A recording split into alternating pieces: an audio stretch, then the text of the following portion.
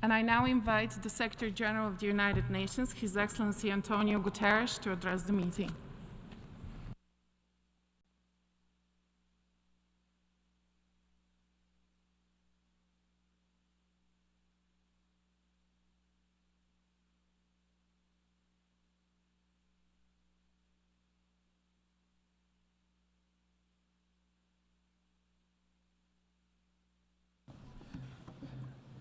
Madame la Présidente du Conseil économique et social, Monsieur le Président de l'Assemblée générale, Mesdames et Messieurs les ministres, Excellences, Mesdames et Messieurs, en 2015, les États se sont engagés à l'unanimité en faveur du programme de développement durable à l'horizon 2030, un plan d'action pour aider la marche du monde vers la paix, la prospérité et la dignité pour tous.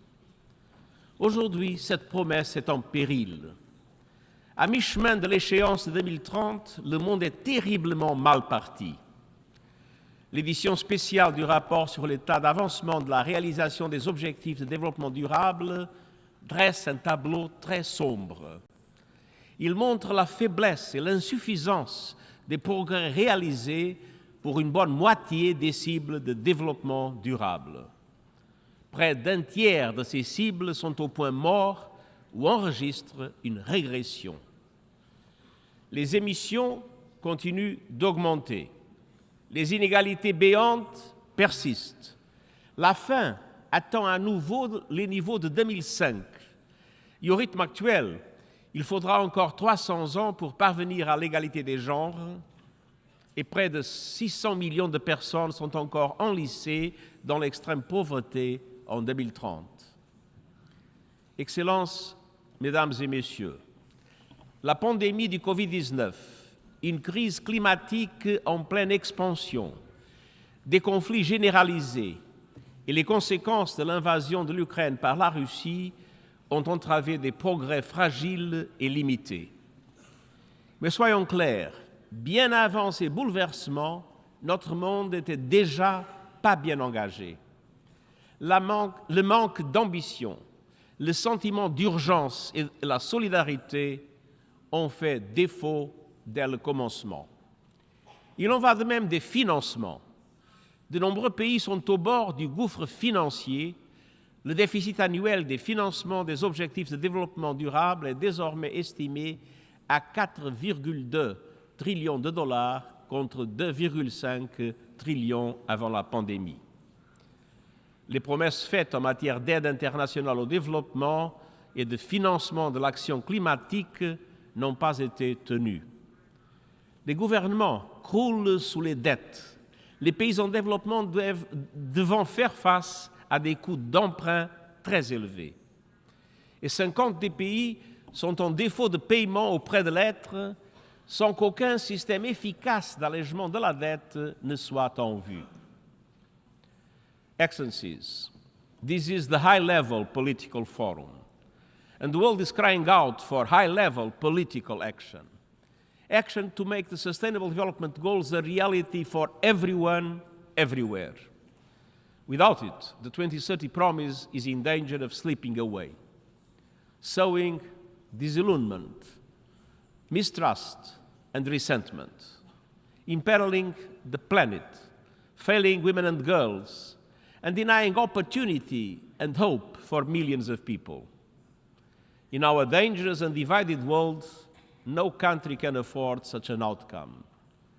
It is in all our interests to choose a different path. So, Excellencies, the 2030 Agenda is that path.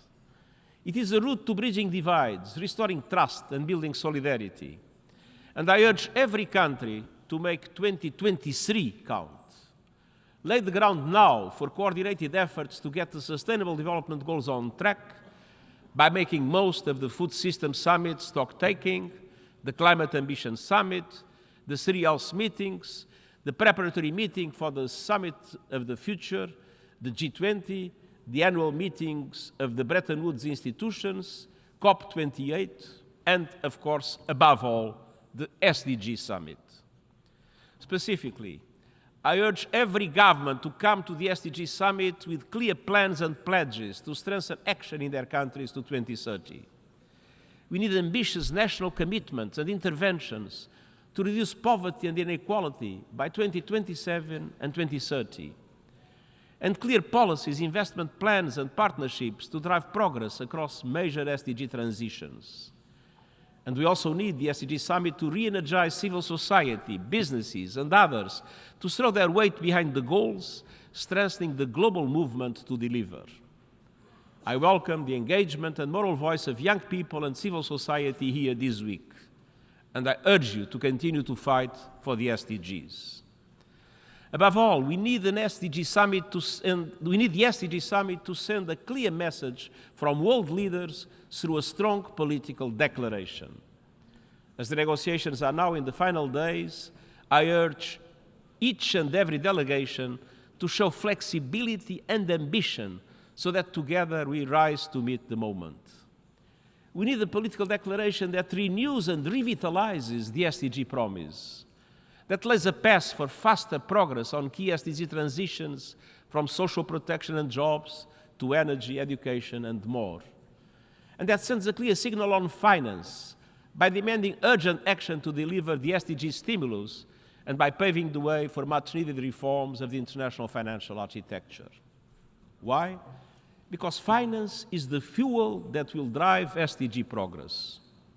Yet, today's international financial system is failing. It's failing to provide developing countries with long-term affordable finance for development and climate action.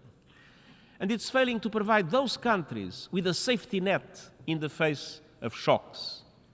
I have called for a new Bretton Woods moment and put forward a policy brief proposing how we can redesign the global financial architecture so that it operates as a global safety net for all countries and provides access to affordable long-term finance.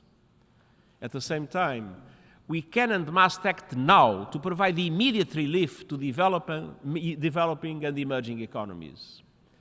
That is why I have proposed the SDG stimulus of $500 billion per year for investments in sustainable development and climate action.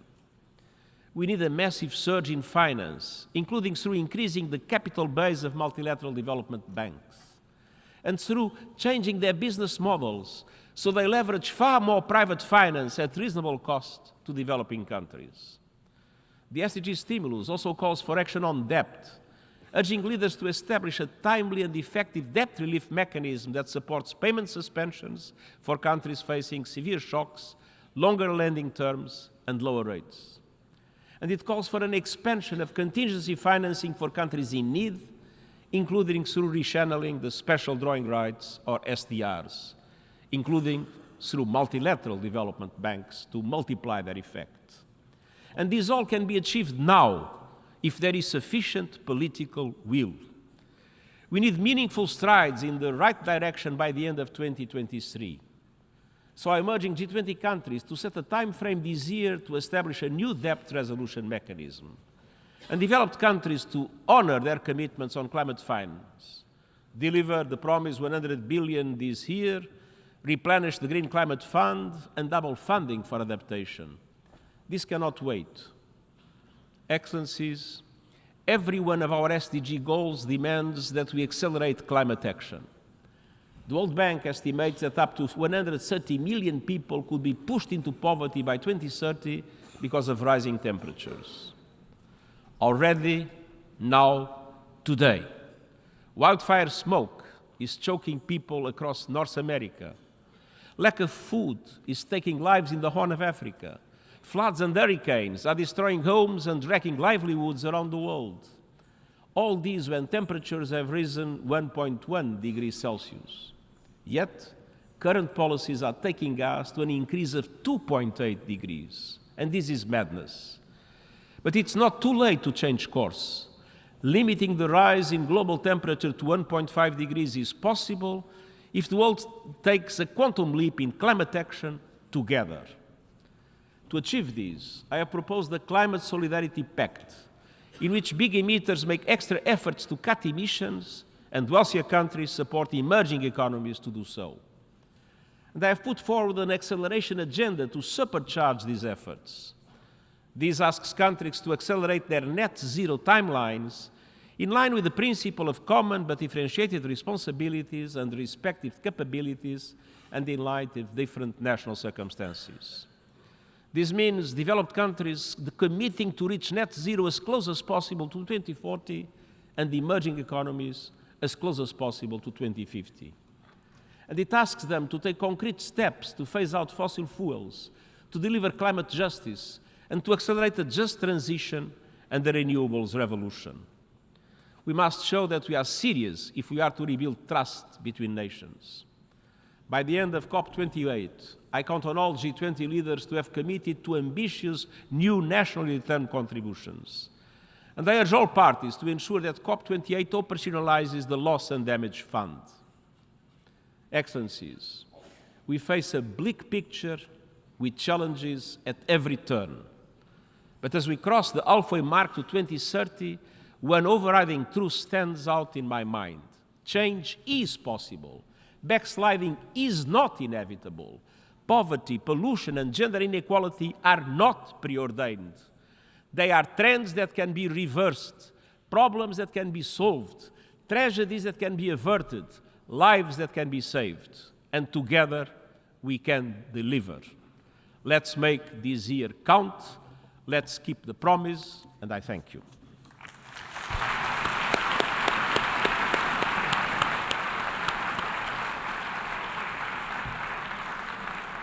I thank the Secretary General of the United Nations for his